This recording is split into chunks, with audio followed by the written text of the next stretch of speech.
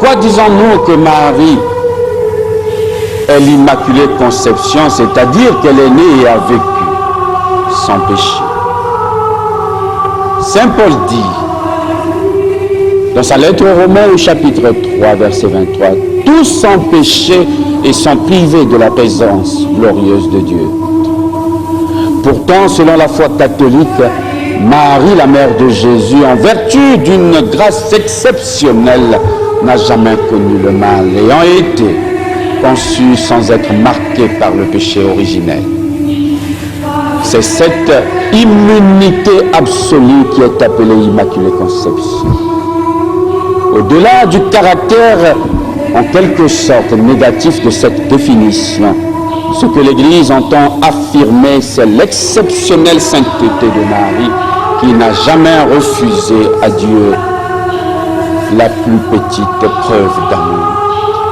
Cette foi s'appuie sur une très ancienne tradition de l'Église qui trouve en elle-même son fondement dans la salutation de l'ange Gabriel à Marie.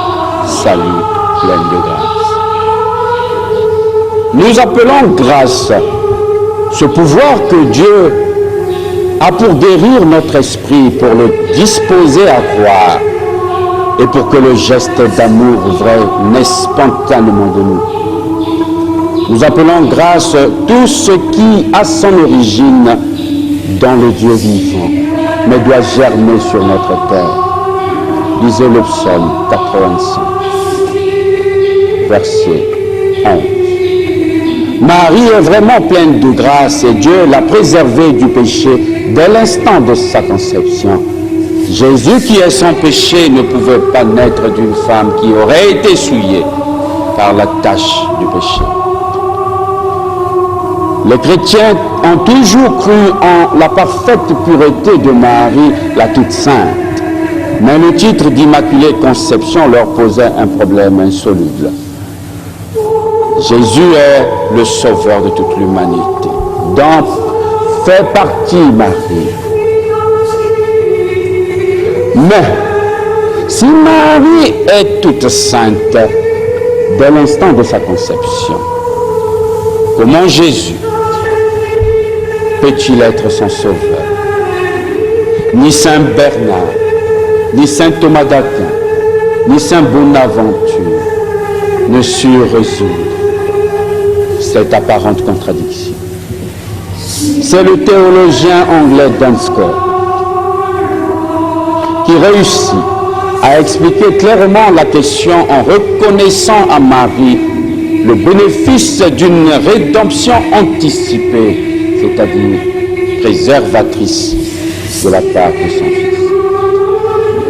En 1854, le pape Pie IX,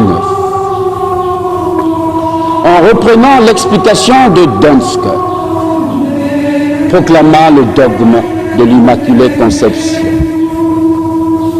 Par cette déclaration solennelle, cette croyance de tous les chrétiens à travers le monde devint une vérité de foi.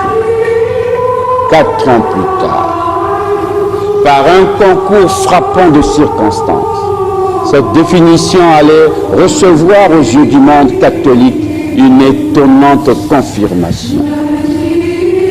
Une fillette illettrée de 14 ans, totalement ignorante du vocabulaire théologique, allait en effet voir la Vierge lui apparaître et se présenter à elle comme étant l'Immaculée Conception. C'était à Lourdes en France, en 1858, et la fillette s'appelait Bernadette Soubirous.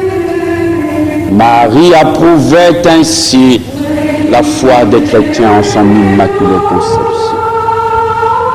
Par le dogme de l'Immaculée Conception, l'Église nous propose de contempler en Marie la parfaite réussite de l'humanité telle qu'elle est voulue par Dieu.